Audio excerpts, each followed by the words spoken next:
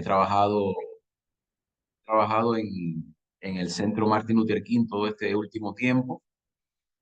Soy sociólogo y teólogo. He estudiado sociología y teología en Cuba, dos áreas que me han permitido también de alguna forma vincular estudios más científicos y al mismo tiempo teológicos sobre los temas que nos convocan hoy, principalmente el vínculo entre el fundamentalismo religioso como fenómeno y el auge de las nuevas derechas y los vínculos que tienen con esta mentalidad, este fenómeno, ¿no? Entonces, nada, vengo a nombre del Centro Martin Luther King, que tiene una experiencia de más de 3 décadas. Este pasado mes de abril, el Centro Martin Luther King de Cuba, que tiene su sede en La Habana, recién acaba de cumplir 37 años y seguimos celebrando esos 37 años con mucho trabajo que queda por realizar en una isla donde sui generis, una isla con unas características particulares, teniendo en cuenta que Cuba ha sido, por un lado, muy alabada y por otro lado, bastante desacreditada, ¿no? Entonces, como es la mezcla de ambas cosas. Y por un lado, defendiendo siempre valores, defendiendo siempre ideas que nos han traído hasta aquí como cubanos, la dignidad, soberanía, pero también al mismo tiempo en lucha contra todo aquel fenómeno que se mezcla con injusticias, venga de donde venga, y en este caso, por supuesto, desde sectores ultraconservadores religiosos. El Centro Martin Luther King es una organización de inspiración cristiana, es macroecuménica y se dedica básicamente a acompañar al pueblo cubano y a sus iglesias en una práctica de generar procesos de educación popular, de autogestión comunitaria, siempre desde una perspectiva socialista y ecuménica, que es una mezcla rara, si se le quiere llamar, porque efectivamente el socialismo general, como lo conocimos generalmente, no tuvo buenas relaciones con el fenómeno religioso. En Cuba eso queda detrás, más bien que es un país multirreligioso, si le podemos llamar de esa manera. Bueno, entrando en el tema, eh, me han pedido que hable un poco sobre los vínculos entre las derechas y el fundamentalismo religioso. Yo quisiera realmente, principalmente, destacar ante todo que el fundamentalismo, tal y como lo conocemos en este momento, es la mutación de al menos tres grandes momentos, ¿no? Es el resultado de tres grandes momentos. El primero de ellos, que es el clásico, que es el que surgió en el seno del protestantismo norteamericano a finales del siglo XIX, que fue más bien como una reacción, si se le quiere llamar en ese momento, eh, notable, interesada, contra lo que en aquel entonces los cristianos protestantes norteamericanos consideraban ser el avance del modernismo y de las ciencias naturales, ¿no? Entonces ahí de repente hubo un posicionamiento que quedó plasmado para la historia en unos volúmenes que se publicaron en 1910, 12 volúmenes, que de ahí es de donde toma el movimiento su nombre, fundamentalista, porque los títulos aquellos se llamaban, era una serie de libritos que se llamaban Los Fundamentos, el testimonio de la verdad, ¿no? Entonces era como 12 cuadernillos que hablaban principalmente en función de defender la doctrina cristiana que en ese entonces era eh, el pilar de estos movimientos o de estos grupos de cristianos más conservadores. Dígase, por ejemplo, el tema de doctrinas cristianas bíblicas como, por ejemplo, el nacimiento de Jesucristo como un nacimiento a partir de una virgen, de la Virgen María, el tema de su muerte como una muerte que venía a salvar al mundo de pecados, la cuestión de la resurrección del cuerpo de Cristo, que es una doctrina también central para la fe cristiana. Otro de los elementos que defendían los fundamentalistas clásicos de principios del siglo XX, final del XIX, principios del XX, era que Jesucristo iba a regresar, o sea, la doctrina de la segunda venida de Cristo en forma corporal. Y bueno, la resurrección también ya lo mencioné. Y lo que más nos interesaría en este instante, que es el otro punto, es que ellos defendían, los protestantes clásicos defendían la inspiración verbal, literal, de la Biblia, que es el libro principal el libro central para los cristianos y las cristianas, ¿no? Entonces, a partir de una lectura del texto sagrado de manera literal y de manera concibiéndolo como un texto dictado directamente de parte de Dios, pues ahí entonces el fundamentalismo se radicaliza, se niega a recibir o a acceder o a aceptar otro tipo de lecturas y comienza entonces todo un proceso de posicionamiento frente a lo que ellos entendían ser un mundo corrupto, un mundo en pecado, y comienza a crearse toda una subcultura, todo un movimiento de alejarse del mundo, ese es el clásico, alejarse del mundo y desconocer todos los avances de la ciencia, la técnica. Ahí podríamos mencionar muchas cosas, aunque no nos da tiempo, por ejemplo, la cuestión del descubrimiento de la Tierra como un planeta redondo, la circulación de la sangre, una serie de avances científicos a los que ellos se oponían y decían que era más bien como una desorientación. Hay una segunda ola, porque ese fundamentalismo acompañó incluso el proceso de misiones que los Estados Unidos llevaron a lo largo de todo lo que es el continente americano, incluida Sudamérica, pero bueno, en el caso de Cuba, las iglesias que se asientan en Cuba son mayormente de matriz misionera norteamericana y traen a Cuba ese pensamiento, que es un pensamiento dicotómico, o sea, la dicotomía dualista, lo bueno, lo malo, lo sagrado, lo profano, y esa forma de fundamentalismo que en Cuba más bien adopta la forma de conservadurismo, llega hasta quizás la década del 70, del 80, del siglo XX, y ahí vemos una segunda ola, que es la que en los libros se describe como la segunda ola del fundamentalismo religioso, que ya se comienza a vincular con lo que nos interesa en este workshop, que es cómo la política entra dentro de lo religioso y lo religioso entra dentro de lo político. Recordaremos, por ejemplo, discursos como el del presidente Ronald Reagan en los años 80, que ya vinculaba y lo vimos después hace poquito con, con este presidente que también invadió Irak, ahorita no me acuerdo el nombre, que él decía que Dios le había dicho que invadiera Irak. O sea, hay todo un discurso en los últimos 30 años en la política en los que se mezclan, y lo vemos también en países de América Latina y de Sudamérica, que se mezcla lo religioso como una carta que se juega para obtener votos políticos y para ganar elecciones presidenciales. Entonces, de repente, Estados Unidos, que tiene muchísima relación con Cuba, se erige en su discurso político como el que va a salvar al mundo por un mandato divino. Y ahí comienzan entonces, de alguna manera, una serie de fenómenos que sociológicamente se explican incluso desde las aspiraciones más profundas del ser humano y sobre todo también que tiene que ver con cómo nosotros hemos sido configurados como individuos que de una manera u otra respondemos a un sistema de dominación múltiple, y eso lo aprendimos también de alguna manera con la educación popular, que se somete a un supuesto mandato divino y a una supuesta superioridad norteña porque de alguna forma se identifica el norte como el abanderado de los derechos y de la legitimidad religiosa fundamental. Esa segunda ola nos acompañó incluso a Cuba misma hasta los años 90 y quizás cerca de los 2000.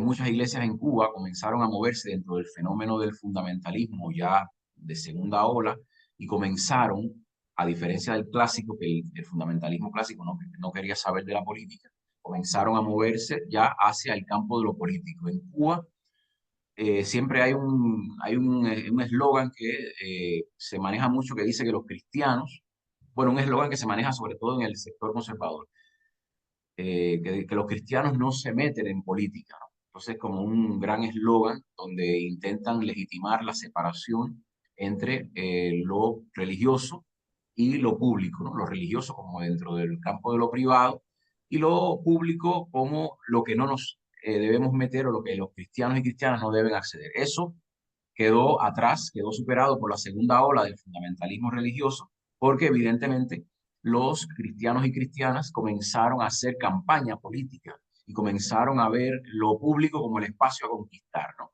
Entonces, en los años 90, 80, 90 y un poco más, en Cuba hubo toda una gran campaña que todavía se escucha, pero ya con menos fuerza, Cuba para Cristo, y era aquella idea de conquistar toda Cuba, de poner a toda Cuba de rodillas ante Cristo, algo que por supuesto no se ha logrado por diversas razones, entre ellas también porque por supuesto este fundamentalismo de segunda ola, que es heredero del clásico, no reconoce la alteridad religiosa posible, no reconoce que existe la posibilidad de encontrar la divinidad por otros caminos, por otros campos. Luego, el fundamentalismo que conocemos hoy por hoy, que es una ola ya más radicalizada, es el fundamentalismo que juega a todas. Es el fundamentalismo que va incluso ya a tocar cuestiones y libertades fundamentales que han sido como conquistas, aún todavía conquistas por lograr en algunos lugares, como los derechos civiles, los derechos sexuales y reproductivos. La cuestión del aborto sigue generando muchísimo debate en estos círculos, la cuestión de el pluripartidismo, la cuestión de la educación de la niñez, la cuestión, por supuesto, dentro de eso, vinculado también a la cuestión de lo que ellos entienden y llaman como una ideología de género, estigmatizándola y de alguna forma también en sentido peyorativo, buscando una justificación en los textos bíblicos como para ir en contra de ello. Recientemente en Cuba, y estoy hablando ya del trabajo del Centro Martin Luther King en la isla, recientemente Cuba se vio envuelta en una serie de actualizaciones legislativas, entre ellas una nueva constitución que venía trabajándose en ello desde hacía como una década, para allá como en el 2008, 2007, 2008. Y salió a la luz ya como un documento terminado alrededor del 2017, 2018, y se sometió incluso a debate de la población, del pueblo. Dentro de esa nueva constitución habían artículos que se incluían como una novedad que tenían que ver también con el reconocimiento, algo que le faltaba a las constituciones anteriores, el reconocimiento de derechos sexuales, reproductivos, libertades fundamentales, derechos de asociación, una serie de cuestiones que en la constitución anterior, de 1975, eran como espacios ahí vacíos que faltaban, ¿no? Pues en ese tiempo comenzó a darse un fenómeno inédito para Cuba o para el sector religioso cubano, que era o que fue el hecho de que diferentes denominaciones o grandes cuerpos de iglesias en Cuba, que tradicionalmente siempre fueron más como conservadores, comenzaron a unirse para hacer campaña política, campaña pública en contra de la aprobación de la Constitución, de la nueva Constitución, no tanto por el texto en pleno, sino porque para ellos estos artículos que tenían que ver con el reconocimiento de libertades fundamentales y de derechos, por ejemplo, derechos para que las personas del mismo sexo pudieran tener acceso al matrimonio legal, o sea, que pudiera haber matrimonio igualitario, como se conoce en la figura política. Todas estas cuestiones para ellos eran como incómodas y de alguna manera hicieron campaña política, intentaron boicotear el proceso de plebiscito popular. Eh, Hubo también un creciente, una creciente polarización política dentro del país, porque de hecho, más que religiosa, el fundamentalismo de tercera ola no es tan religioso, es más político que religioso. Y eso es otra cuestión también que hay que destacar, que se compararía con los clásicos que eran más como religiosos, defendiendo el espacio de los religiosos, y diríamos que esta tercera ola es más como política. Ahí hemos visto en recientes años que después y como resultado de la aprobación de esa constitución, las leyes que se derivan de la Carta Magna incluían la necesidad de reformar el Código Civil. Y el Código Civil en Cuba debería incluir, que hasta ese entonces no lo incluía, una serie de figuras que estaban ya consignadas en la Constitución, y una vez más estos sectores volvieron a la carga en contra y haciendo campañas públicas, campañas de calle, campañas en Internet, volvieron una vez más con un discurso eh, aparentemente religioso, aparentemente de pureza religiosa, pero era más bien una campaña en contra del gobierno y de la estrategia política de inclusividad, que era lo que estaba detrás de toda esta cuestión de la nueva constitución. Incluso les podría decir, por ejemplo, que iglesias, cuerpos de iglesias que nunca tuvieron relaciones de ningún tipo, como por ejemplo la iglesias de matriz pentecostal, y la Iglesia Católica Cubana, que siempre ha sido muy reacia, no solamente en estos temas que le tocan de cerca, aborto, matrimonio igualitario, no solamente en estos temas que le tocan de cerca, sino en el sentido político más amplio. Siempre ha sido como un poquito más eh, contestataria al gobierno y al sistema cubano. Bueno, les diría que iglesias, por ejemplo, como pentecostales y católicas, se unieron en esta ocasión para hacer campaña política en contra de la aprobación no solo de la Constitución, sino también del código Civil cubano. Ahí tenemos una serie de manifestaciones que dan cuenta del vínculo, al menos en Cuba, entre lo político y lo religioso.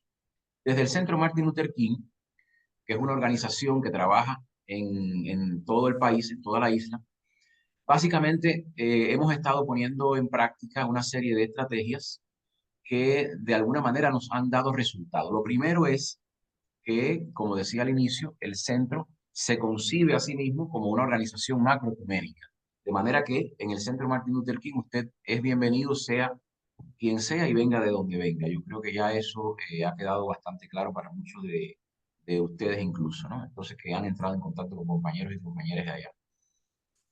Lo segundo tiene que ver con el hecho de que el Centro Martin Luther King es una organización que trabaja todo el tiempo de cara a fomentar procesos de autogestión comunitaria. O sea, no es una organización caritativa, es una organización que más bien trabaja desde la formación y esa formación básicamente va en dos grandes áreas. En el área de la formación bíblica y teológica, porque estos sectores religiosos, una vez más, dan cuenta con su discurso y con sus prácticas de una muy pobre formación bíblica y teológica, de poco conocimiento en realidad del fenómeno como tal, incluso a veces sus predicadores, líderes en sus iglesias, a veces en sus homilías, en sus discursos y charlas, dan cuenta de una muy pobre formación bíblica teológica, de un bajo conocimiento teológico, ¿no? O sea que el centro básicamente trabaja en función de la formación bíblica y teológica y por otro lado la formación política.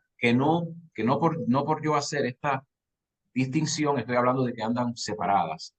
Básicamente se trabaja una formación política para ver el fenómeno religioso en su matriz política.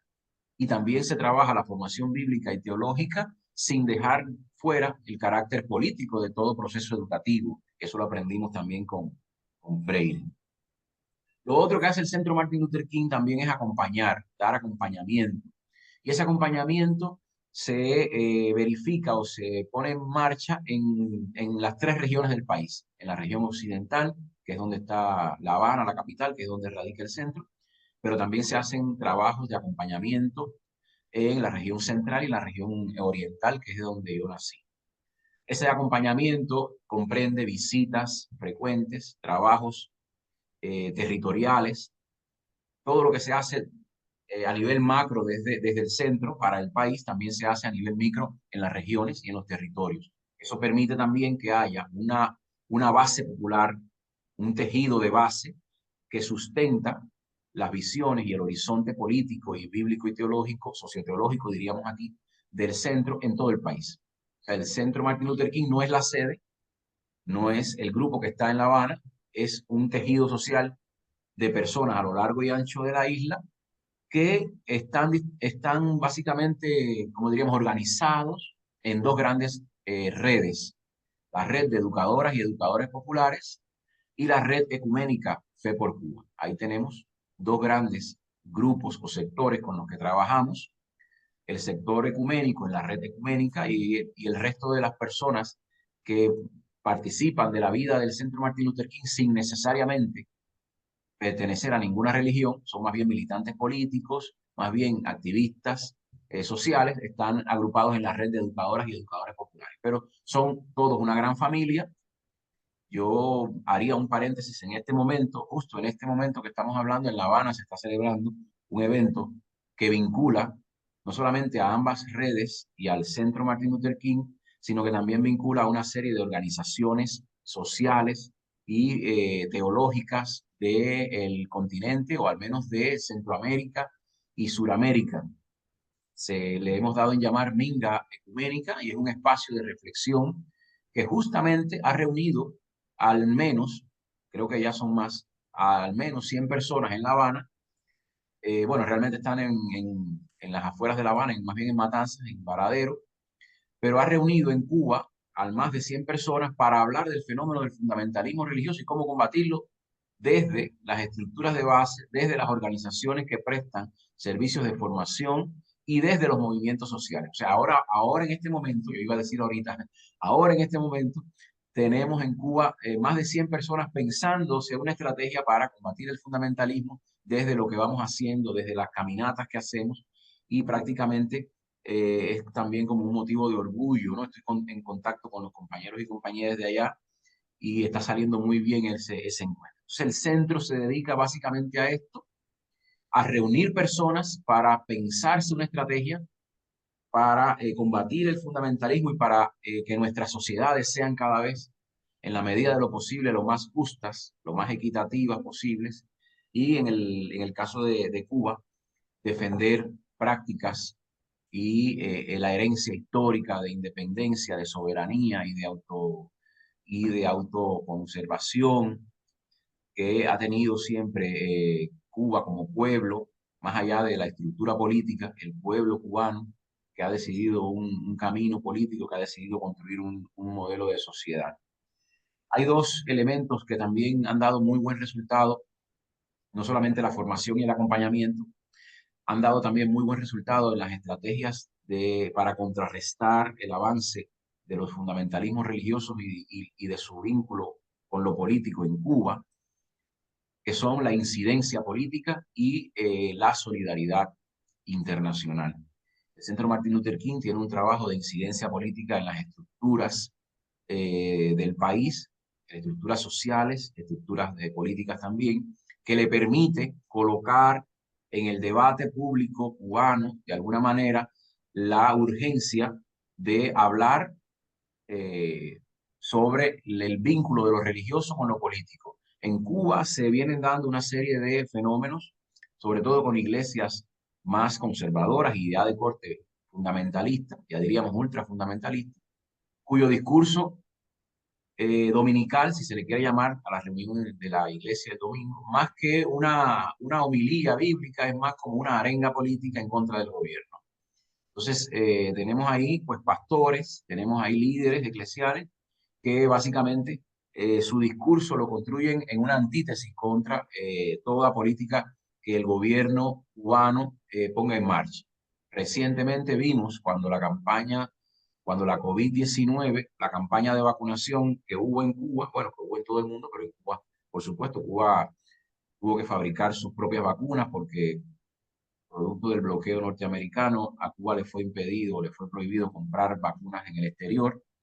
Cuba fabricó sus propias vacunas y toda la población se vacunó o fue vacunada, una buena parte de la población, con las vacunas anti-COVID-19.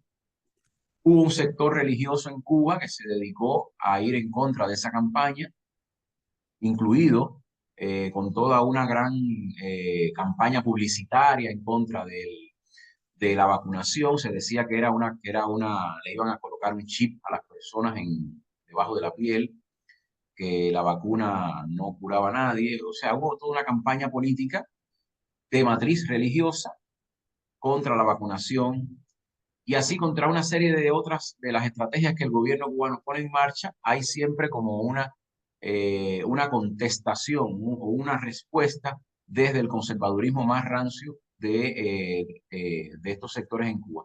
Y la última de las estrategias es el tema de la solidaridad internacional.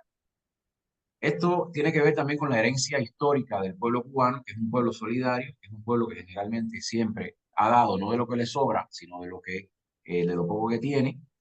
Y esa solidaridad se manifiesta o se ha manifestado también en procesos de formación, de acompañamiento, de incidencia en otros países con los que hemos tenido, con los que tenemos relación, principalmente Centroamérica, Caribe y Suramérica con muy fuerza, yo diría con doble asterisco allí, Suramérica, ¿no? Brasil, Argentina, hemos tenido o tenemos muchísimo trabajo también en estos países. Ahorita hay mucho trabajo en Centroamérica, Honduras, estuvimos en Honduras, Colombia, Costa Rica, y básicamente el Centro Martin Luther King lo que hace es hacerse eco de las luchas continentales y de las grandes luchas de los movimientos sociales en estos países. Eso también permite que podamos conectar la realidad cubana con la realidad continental y ver también puntos comunes de lucha, acentos en los que debemos seguir trabajando y evitar también errores en los que en algunos lugares se ha cometido. Eso básicamente sería, a grosso modo, lo que desde el centro estamos realizando, trabajos de formación, formación política, bíblica, religiosa, para el acompañamiento, la incidencia política todo el tiempo y la solidaridad internacional, que es también parte de una estrategia continental para enfrentar el avance de estos fundamentalismos religiosos. Sobre estos temas podríamos hablar muchísimo. De todas maneras, yo lo pongo aquí una pausa porque me han pedido apenas 20 minutos y creo que lo más interesante de este tiempo sería poder dialogar en un espacio como de preguntas y respuestas. Gracias. No sé si estuvo hasta ahí, compañeros, compañeras. Sí, eh, queda bastante claro como un primer pantallazo. Muchas gracias por eso. Yo tenía un par de preguntas. En general siempre hacemos una ronda de preguntas. Esta vez me voy a tomar la licencia porque fue exactamente 20 minutos. En general decimos 20 minutos y nunca son 20. Esta vez fueron 20. Así que me voy a tomar la licencia desde la moderación de hacer unas preguntas que creo que habría algunas cosas que estaría bueno que profundices un poco más. Y después abrimos las preguntas más generales de todos los presentes. Bien, eh, creo que habría algunas cosas que no me quedaron tan claras. Una de ellas es, hablas de formación, acompañamiento e incidencia. Cuando hablas de acompañamiento concretamente, no sé de qué estás hablando, qué significaría. Esa sería la primera pregunta. Eh, la segunda pregunta es, ¿a qué te referís cuando hablas de autogestión comunitaria? ¿Qué es lo que autogestionan? Porque entiendo que en Cuba hay muchísima falta, fundamentalmente por el bloqueo económico, y me acuerdo que Joel el año pasado también habló de autogestión. Nosotros en el bloque latinoamericano recuperamos mucho la traducción y estudiamos mucho la tradición yugoslava y el socialismo yugoslavo y los vínculos con la autogestión. Entonces es un tema que nos interesa puntualmente desde nuestra práctica política. Y la tercera pregunta, y te estoy matando, perdón, ¿No? es que creo que estaría bueno hacer la pregunta de por qué estos movimientos fundamentalistas crecen tanto. Todo lo que describí sobre el modus operandi de los fundamentalismos religiosos en Cuba es un calco de lo que escucho en todos los países latinoamericanos. Entonces, evidentemente acá hay un rasgo global, y estaría bueno también poder hacer una caracterización de por qué crecen tanto, que es lo que nos falta a nosotros, que a la gente le es más atractivo sumarse a una iglesia fundamentalista que a un movimiento social o una iglesia con una perspectiva transformadora o revolucionaria. En- nada, preguntitas. Eh, Gracias, gracias. Sí, realmente hice todo lo posible por no pasarme del tiempo. Igual para dar mayor espacio para las preguntas y porque creo que el espacio de lo que se trata es de poder compartir entre todos y todas, más que escuchar una sola voz, ¿no? Sí, eh, cuando, cuando desde el centro hablamos de acompañamiento nos referimos a la presencia, a estar con la gente, ¿no? Básicamente, la estructura de trabajo, el enfoque de trabajo del Centro Martin Luther King es atravesado por los métodos y las lógicas de la educación popular desde la misma dirección del centro hasta la última persona que está en el último extremo de la isla, ¿no? Y en ese sentido, el acompañamiento es visto como una estrategia de estar con la gente para poder tener de primera mano la temperatura de cómo está la cosa en ese lugar. O sea, no hay un sector burócrata de gente sentada en una oficina en La Habana y las comunidades abandonadas, ¿no? Entonces, nosotros, como parte del staff del Centro Martin Luther King, teníamos o tenemos el deber de estar con la gente y el acompañamiento se da de manera territorial. O sea, la gente, viajamos por todo el país a ver cómo están los compañeros, compañeras de nuestras dos redes, ya mencioné, educación, la red de educadores populares y la red ecuménica Fe por Cuba, a ver cómo está la situación en cada territorio, porque incluso siendo Cuba un país tan pequeño, comparativamente hablando con otros países, las tres regiones que mencioné recién antes también tienen sus características y sus particularidades. De manera que no es lo mismo, por ejemplo, el nivel de vida en La Habana, que es la capital de Cuba, que el nivel de vida, digamos, en alguna provincia de la región oriental, que generalmente es más bajo, por asimetrías propias de también históricas de la distribución socioeconómica de Cuba, pero que eso también influye e impacta, por ejemplo, en fenómenos como el fundamentalismo. En la región oriental de Cuba, el fundamentalismo es mucho más fuerte, o por lo menos su presencia es mucho más fuerte debido a factores culturales, económicos, de nivel también de instrucción escolar. O sea, en la región oriental, la situación de Cuba, si se le podría llamar, la que conocemos, de crisis, de carencias, en la región oriental golpea más a pesar de las políticas sociales de intentando hacer una distribución equitativa de los recursos, siempre hay como asimetrías en la región. En ese sentido, el acompañamiento significa que el staff del centro está constantemente en contacto con la gente en su lugar, donde viven. Estamos constantemente viajando a verles, a fortalecerles, a animarles, a conocer de primera mano cuáles son sus problemas y darles soluciones o al menos ayudarles a encontrar soluciones.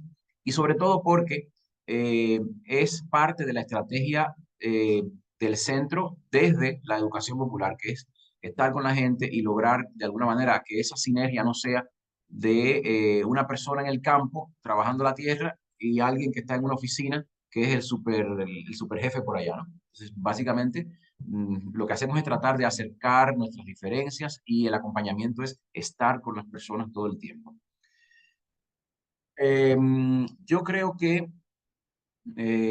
cuando nos referimos desde el Centro Martin Luther King a la autogestión comunitaria, tiene que ver precisamente con eso, con gestionar desde lo poco que hay una virtual posibilidad de desarrollo a nivel de lo local, ¿no? En Cuba no podemos hablar de grandes manejos de recursos por razones que ya todos conocemos. No tenemos grandes cantidades ni de volúmenes de riqueza. Apenas Cuba sobrevive al gran bloqueo que tiene Estados Unidos con la exportación de bienes y servicios, dígase el sector científico, los médicos, los maestros, personal de otros ámbitos que se exportan sus servicios, dígase el turismo, que también se ha visto bastante afectado por todo esto de que Cuba ha sido incluida en una lista supuestamente de que Cuba patrocina el terrorismo, de países que patrocinan el terrorismo,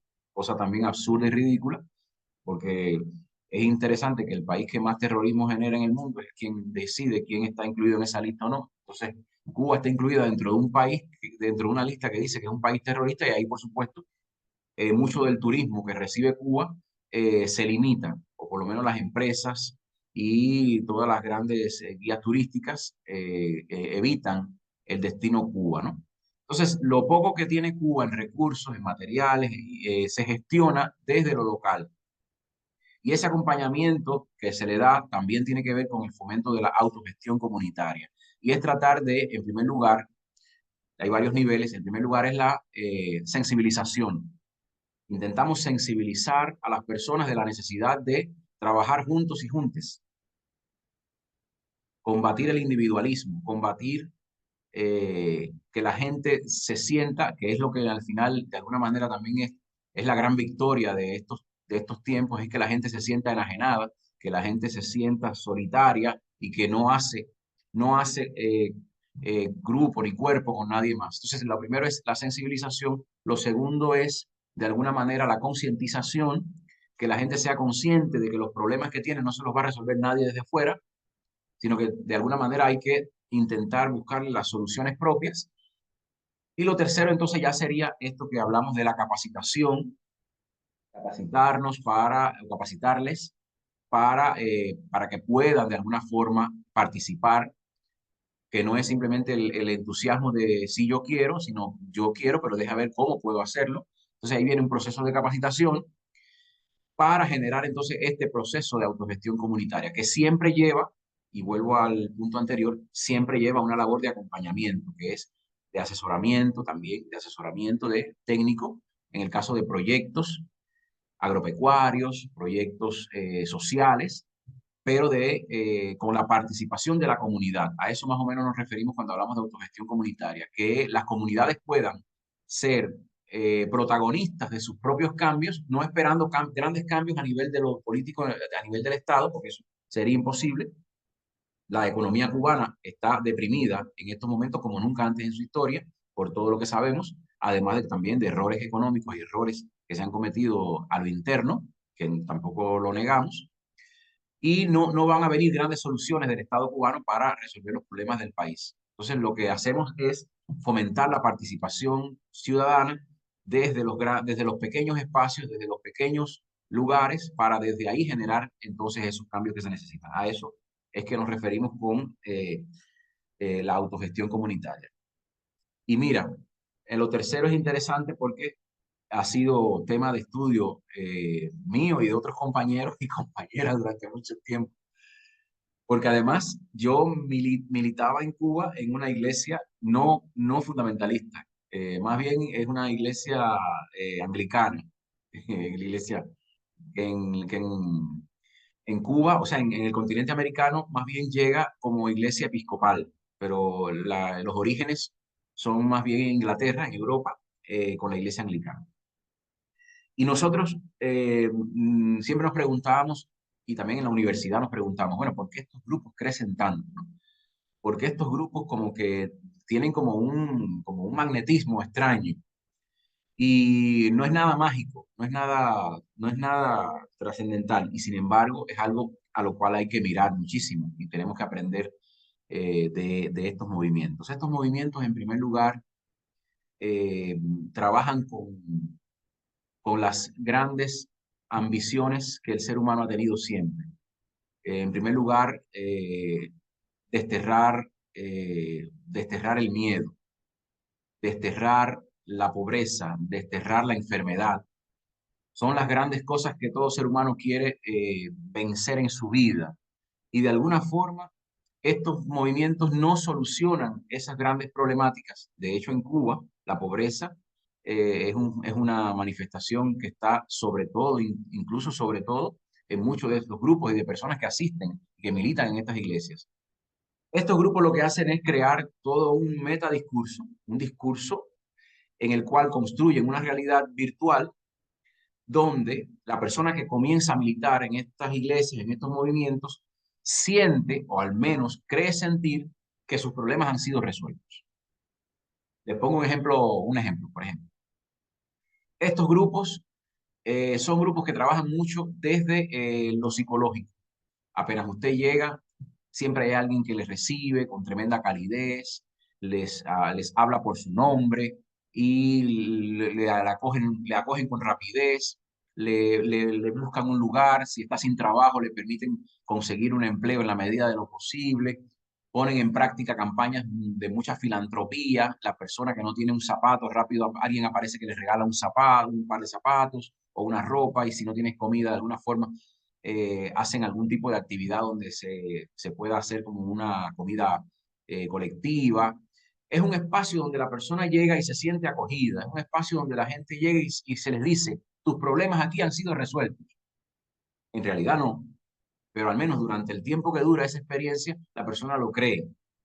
Y hay todo un discurso detrás que dice, contextos incluso de la Biblia que dice, bueno, Dios está con nosotros, este es el movimiento que Dios quiere. O sea, básicamente hay todo un tratamiento subliminal con los grandes miedos que tiene el ser humano, miedo a la muerte, miedo a caer en una gran enfermedad. Entonces, hay teologías que trabajan con todos estos elementos. Por ejemplo, en el tema de la enfermedad y en el tema de la pobreza, que es lo que más se ve en Cuba. El tema de la enfermedad, se habla de que usted puede ser sano de prácticamente cualquier enfermedad. En Santiago de Cuba, la ciudad donde yo nací, donde viví, frente a mi casa había una iglesia, o hay todavía una iglesia pentecostal, y ahí siempre se hacían como grandes campañas donde la gente venía a ser curada de cualquier cosa, ¿no? Y ahí la gente pues entraba en unos trances, en unas experiencias ahí bien complejas. Y la gente sentía, después de la catarsis que hacía, la gente sentía que su problema había sido resuelto. Algunas personas resolvieron su problema, algunas personas fueron sanadas, si se le puede llamar de alguna manera, otras no. Entonces, para este caso específico, hay también una explicación. Si tú no eres curado, es porque te faltó fe. No es un problema de Dios, no es un problema del sistema, es un problema tuyo que no has tenido suficiente fe. Entonces, generalmente eso lo que hace es revictimizar a la persona. Igual con el tema de la pobreza. Hay toda una teología que viene caminando, como bien tú decías, porque hay un patrón, viene caminando por toda América Latina, que es la teología de la prosperidad. O sea, Dios dice básicamente, Dios quiere que tú seas próspero o próspera. Si eres pobre, es porque ha pasado algo, hay un problema, hay algún problema y ese problema tú lo tienes que resolver. Entonces, en el montaje de esta teología, lo que hay detrás es una justificación de un capitalismo salvaje, de que usted tiene que luchar por la riqueza y por generar riqueza todo el tiempo, a como dé lugar. Y si no se inserta dentro de ese sistema de generar riqueza constantemente, usted tiene un problema. Entonces hay toda una conexión entre el discurso neoliberal y el discurso socio-religioso de matriz fundamentalista, ¿no? Entonces el tema de que usted tiene que ser siempre exitoso, usted siempre tiene que ser rico, usted siempre tiene que estar sano, ¿no? Entonces, estas son cosas que generalmente campañas publicitarias, los anuncios en la televisión y por donde sea, nuestras ideologías, que son las más populares, van configurando al sujeto como que ese es el camino. Hay que ser próspero, hay que estar siempre con muy buena salud, verse muy bien físicamente y hay que ser una persona con riqueza económica, no otra riqueza, la riqueza cultural, la riqueza de otro tipo, esa no importa, es la riqueza monetaria, económica. Entonces ahí hay como un hacia dónde todo el mundo quiere ir. Y por eso también de alguna manera funciona, porque en las otras iglesias el discurso es diferente. En las otras iglesias el discurso es, bueno, tenemos que ser humildes, tenemos que seguir, por ejemplo, el ejemplo de Jesucristo, que no tenía ni sandalias, que no tenía ni dónde dormir, que no tenía... O sea, ese ejemplo de humildad, ese ejemplo de sencillez, ese no lo va a encontrar en estos discursos. Estas iglesias hablan de Cristo o de Jesucristo como un gran rey, con toda majestad, todo lleno de oro, en fin, o sea, hay toda una construcción neoliberal del fenómeno de Jesús en función de que Jesucristo es un gran empresario, es un gran hombre de negocios que tiene a sus pies toda una gran estela de riquezas para compartir y para, en definitiva, existir. Entonces, todo el que no entra dentro de ese universo de riqueza, de salud y de prosperidad, entra dentro de, el margen de lo negativo, lo que está castigado, lo que está maldito. Entonces ahí hay una vez más una revictimización y nadie quiere estar en ese sector. Entonces pues todo el mundo pues quiere estar para allá, ¿no?